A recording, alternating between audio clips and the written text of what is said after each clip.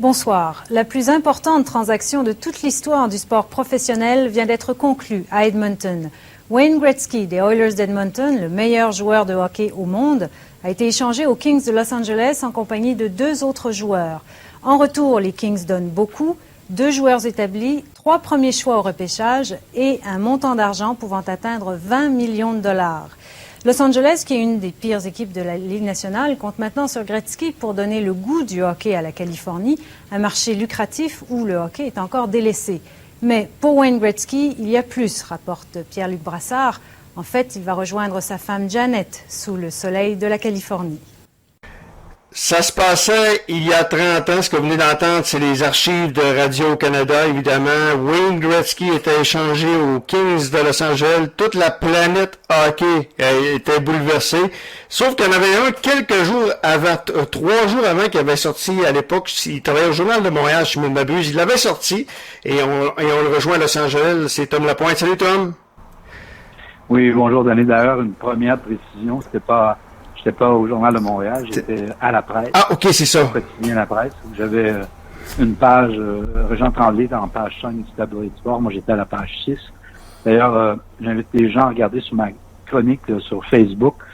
Pendant que je suis à cœur de l'entrevue, j'ai quand même, en effet, une chronique personnelle aujourd'hui. Donc, les gens peuvent aller voir. Ah oui, effectivement. Donc, il y avait Wayne Gretzky qui avait été échangé en compagnie de Martin McSorley et Mike Krzyzewski contre 3 premiers choix au repêchage. Ça avait donné Jason Miller en 89, Martin Ruzinski en 91 et Nick Standois. Standois également. Puis il y avait Jimmy Carson également, je me m'abuse, qui avait été impliqué dans la transaction qui s'en allait de Los Angeles à Edmonton. Tom, 30 ans, c'est quoi? C'est pas d'hier, en même temps, je me rappelle comme c'était hier. Quand tu avais sorti cette exclusivité-là, est-ce que tu as passé pour dans le fond, tu te mettais la tête sur la bouche pas mal, là? Ben, écoute, de toute façon, quand tu sors ce genre de nouvelles-là, tu as intérêt à être solide parce que, d'abord, pour que tes patrons acceptent de publier la nouvelle, c'est parce que tu leur donnes les vraies raisons pourquoi tu es sûr de ta primeur, de ta nouvelle, la nouvelle qui devient une primeur. Donc moi, c'est du travail de longue haleine. J'ai passé ma vie dans ces années-là. Au début des années 80, j'étais dans les vestiaires, je voyageais avec les équipes, je m'organisais l'été, j'avais des tournées de balles molles de célébrités. Avant qu'RDS devienne RDS, ça s'appelle TVSQ. J'ai été le premier à animer des shows l'été. Évidemment, on diffusait en différé, mais on présente jamais des stars de tous les milieux, que ce soit de la boxe, de la lutte, des gens du domaine artistique, il y avait avant tout des joueurs de hockey qui venaient jouer pour moi à la balle. Et moi, j'animais le show à la télévision de cette partie-là pour des œuvres caritatives ou pour donner à un petit peu partout aux 4 coins du Québec. Puis dans ce temps-là, c'était difficile d'avoir des joueurs. Parce que vu que j'étais toujours avec eux, donc j'avais passablement souvent de leur confidence. Entre confidence et publication, il y a toujours un fossé que parfois tu ne dois pas franchir. Donc, je savais bien jouer avec tout ça. Donc, j'étais toujours avec eux. C'était une époque, justement, parce que les journalistes voyageaient avec les équipes.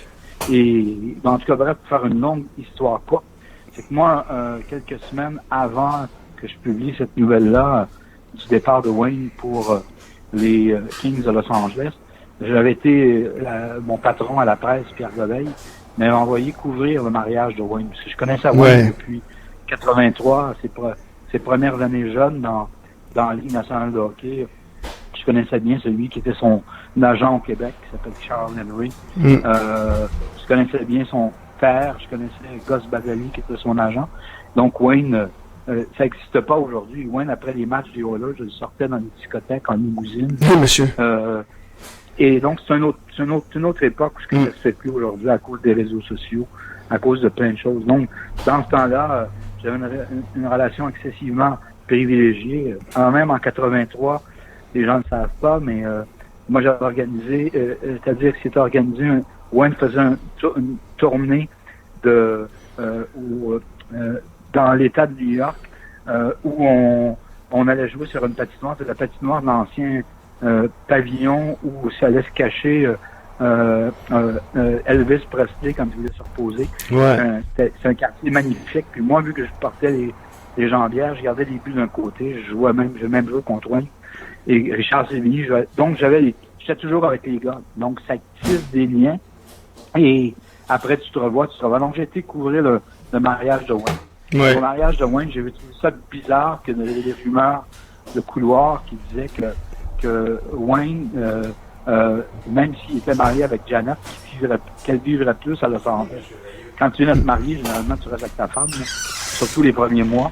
Donc, ils sont mariés et elle dit qu'elle avait toujours en tête de devenir une star de cinéma. Elle avait joué dans des tout petits rôles secondaires à Hollywood, dans quelques rôles dans ces années-là, à la fin des années 80. Il rêvait toujours d'être une star de cinéma. OK. Donc, Wayne, évidemment, il l'aimait, il s'est dit, ma chérie, pourquoi pas, et ainsi de suite. Donc, on chiffrait entre les deux.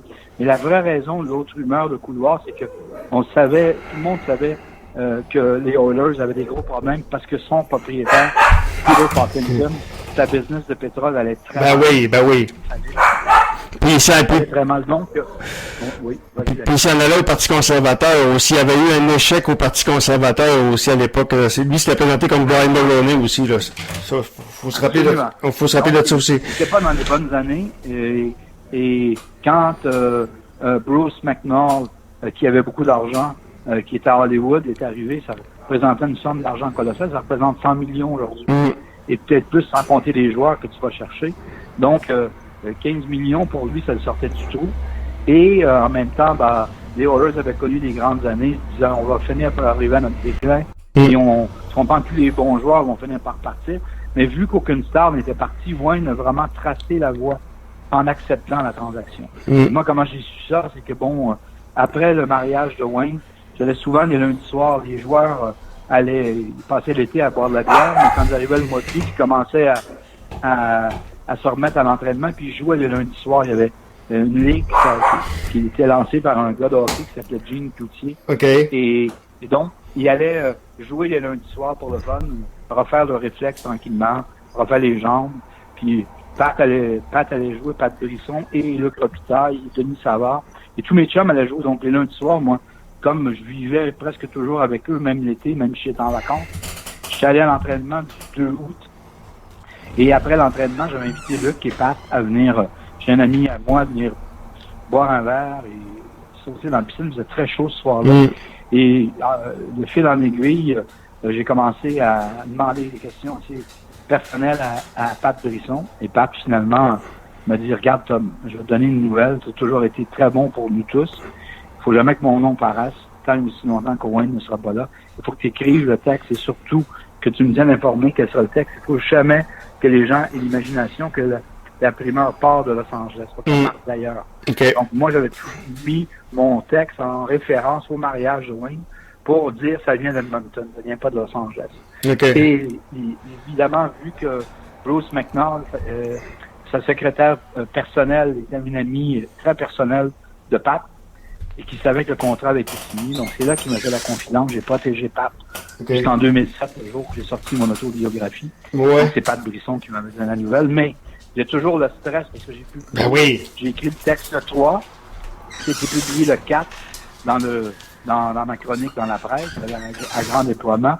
Ça a été démenti, écrit par tous les autres journalistes au Québec, à Edmonton et à Toronto. La presse anglophone n'aimait pas se faire scooper par un... Ben oui, c'est sûr.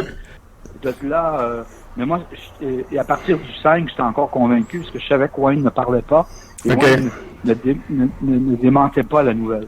Donc, à partir du moment que Wayne ne sort pas de sa cachette, puis qu'il dit c'est pas vrai, et il n'y a rien de ça, ou son agent, même Gus Basali, ne dit rien. Personne ne restait caché et personne ne commentait. C'était pour moi déjà une première... Ne dis mot consent, hein? Voilà. Mais moi, j'avais toujours peur, dans tout ça, que Pocklington, parce que là, les gens dans les journaux disaient si la transaction se fait, on va lapider Pocklington sur la place publique, envoyer Wayne Gretzky dans une autre ville, c'est pas possible. Il a quand même vu qu'il tenait à son argent, puis sa business est en péril. Et surtout que maintenant, on avait le papier signé. Il est hors de question que maintenant, on change signé. Donc moi, j'ai fait devancer tout ça. Parce que le fait que j'ai sorti la nouvelle, ça a été démenti, mais jamais démenti par Wayne et par personne. Ils ont été obligés d'organiser des conférences de presse, que ça soit bien fait. Une première à Edmonton et une deuxième le 9 au matin. Que mon patron m'a appelé, m'a dit, Tom, félicitations, tu peux repartir en vacances. parce que je suis en vacances ce temps-là, l'été. Donc, tu peux partir en vacances parce que les fils de presse viennent de confirmer qu'il y a 2 conférences de presse et que ta primeur est maintenant, ta nouvelle est devenue une primeur confirmée. Wayne est échangé au Kings. Mais on doit quand même être écoute, on doit quand même être très nerveux. Écoute, Wayne Gretzky est échangé au Kings. Aujourd'hui, on le dit encore, si Wayne Gretzky est échangé, tout le monde peut être échangé. Je m'imagine toi comme Tom Lapointe, comment il se met sa tête, sa bûche pareil. Si ça arrive pas, tu nous as sorti plusieurs des scoops, Tom, mais si ça arrive pas, là, sortir un scoop sur Wayne Gretzky puis sortir un scoop sur un autre joueur, c'est pas pareil, là. Ça fait la Ligue nationale, là. Mais vu que maintenant on avait signé le contrat, comment Pocklington, le contrat est signé. Pocklington, il est là dans sa course. Que tu penses qu'il va dire, non. Je suis d'accord, je déchire l'entente, même si tu m'envoies un plus gros chèque, c'est hors de question, tu comprends? Donc, parce que maintenant, lui, il lançait vraiment le nom des Kings. Parce que les Kings, ils ont mis 44 ans d'en gagner une. Et j'étais là quand ils ont gagné le premier, comme par hasard, là, en 2012. J'étais à Los Angeles dans ce temps-là. Avant que j'arrive pour de bon ici en Californie, j'étais là. Et donc, Wayne a ouvert la porte. Aujourd'hui, tous les joueurs là, qui gagnent des gros contrats en changeant de ville ou en changeant d'équipe, dans tous les autres sports, Wayne a été vraiment l'instigateur de tout ça. Il devrait tout se donner 1% de leur salaire. Parce que si Wayne n'avait pas changé la face du hockey et de la business du hockey par son coup d'éclat et par c'est lui qui a changé la face complètement de la business. Ah ouais, et puis il a changé Los Angeles également, parce que c'était l'entrée en scène du hockey en Californie. Par la suite, t'as vu les Ducks, t'as vu les Sharks San Jose, les Sharks sont arrivés avant les Ducks, mais t'as vu ça par la suite. Là. C'était un petit peu la naissance du hockey en Californie, même si les Kings étaient là. Il y avait des équipes qui se sont plantées. C'était aucun doute, parce que avant les joueurs de hockey, là, je veux dire, les grandes stars, même si on avait eu Guy Lafleur ou quoi que ce soit, ces gars-là faisaient pas les grands shows aux États-Unis. Ils faisaient pas, ils faisaient pas les grands shows à New York, puis les grands plateaux, que ce soit Jay Leno ou ces gars-là. Ils les faisaient pas. Avec Wayne, ils ont commencé à les faire, tu comprends? Et Wayne a ouvert la porte à tout ça. Il est devenu une grande star dans un sport. Le hockey n'est toujours pas roi. À Los Angeles, c'est encore très loin derrière les Lakers. Même s'ils ont une belle vie, même s'ils remplissent à capacité, les Lakers maintenant avec l'arrivée de LeBron James, ou les Dodgers avec Machado et toute l'équipe de stars qu'ils ont, les Clippers sont bien en avance sur les Kings. Mais les Kings ont maintenant une vie, ils ont leur clientèle, ils font ça le compte, et c'est grâce aux Kings et grâce à Gretzky qu'aujourd'hui il y a les Golden Knights, parce que ça n'a jamais pensé avoir une équipe pas loin là, à 40 minutes en avion et à 4 heures en auto du Nevada aux Kings, et que ça crée, parce que pour moi, maintenant, la rivalité la plus naturelle, même si on tente de nous vendre la rivalité de la 405 en Anaheim, il y en a une, mais les Golden Knights ont créé un précédent, et Vegas et Los Angeles, Hollywood, sont vraiment les deux villes d'entertainment dans le monde. Donc, ils ont créé une nouvelle compétition qui n'existait pas avant. Et le fait que les Golden Knights les sortent en première série de leur histoire en 4, ça fait mal aux Kings. Ah ouais, c'est clair. C'est clair. Hey, dernière question, Tom, un scoop de même, parce que c'est le plus gros scoop de l'histoire journalistique, là. On se compte pas d'histoire, là, au moins du niveau sportif, là. Je me suis fait 35 ans, je suis le sport, puis je n'ai pas vu de même, des scoops comme ça. Est-ce que aujourd'hui ça serait possible avec les médias sociaux? Jamais, hein? C'est très difficile, parce qu'à partir du moment que tu sais quelque chose, si tu le sors pas, faut que tu le sortes sur les réseaux sociaux. Ouais. Sur les réseaux sociaux, vu que c'est instantané, c'est trop difficile pour une raison, c'est que tu n'as pas le temps d'aller au bout de tes sources. C'est que nous, dans le temps, il n'y avait pas de réseaux sociaux. Donc, moi, quand j'ai eu la nouvelle, je l'ai travaillé, je suis arrivé à la presse très tôt le matin. Il y a eu branle-bas de combat à la salle de rédaction. Les chefs de pupitre sont placés avec moi. On a dit, voici comment on va bâtir la nouvelle. Et moi, je l'ai écrit. Eux, ils l'ont structuré pour que ça soit du solide, tu comprends? Comment ça va être devant, comment que ça va être paru? Donc, on avait 12 heures pour préparer ça. Aujourd'hui, 12 heures, c'est pas possible. Voilà. Donc, si tu as une nouvelle, tu vas sortir avant les autres et tu risques de la sortir toute croche. Et ce qui fait que maintenant, les réseaux sociaux en sortent pas de grosses nouvelles. Effectivement. Tom, un gros merci. On se reparle prochainement, puis bravo, puis on suit évidemment les... C'est comme ça, mon cher. Ouais. On se rappelle, puis on se parle des Dodgers et des Lakers.